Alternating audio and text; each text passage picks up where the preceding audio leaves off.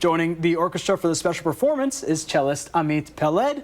Thank you both so much. Welcome to Live at 4. Thank you so much for having us. Always nice to be here. Amit, welcome back to Madison. This is your third time here? Yeah, and I love it here. I love the people, love the atmosphere, the food, the beer. Great to make music here.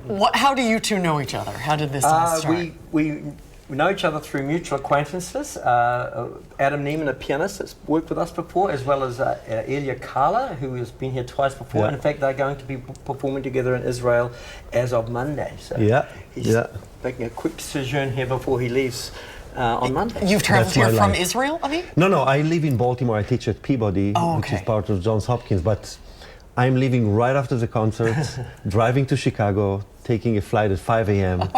to teach my students, and then straight to Israel to play. So that's my life. It's just a week in my life. So. Very interesting. So tell me a little about the show. What can people expect?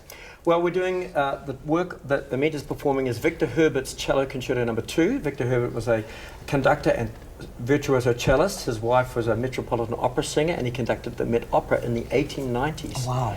And this concerto was actually the most popular work at the time, and a very fine concerto. It's just been overtaken by other concertos such as Dvorak or Elgar, but Amit will be able to tell you all about the work itself. How challenging is it, Amit?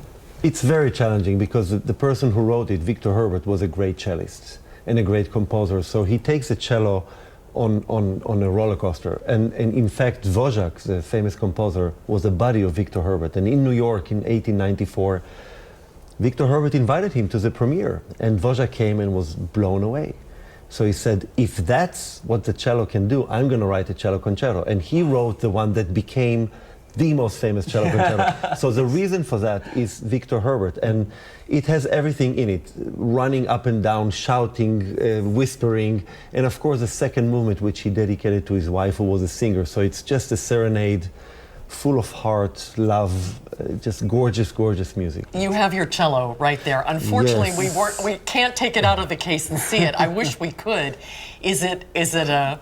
Well, here's a story. You're reading my mind. I'm not going to break the news, but it's a Wisconsin-made cello. Actually, it is. So the cello inside here was made by Carl Becker, who was considered the American Stradivarius. Wow. And he immigrated from Germany, end of 19th century, to Chicago.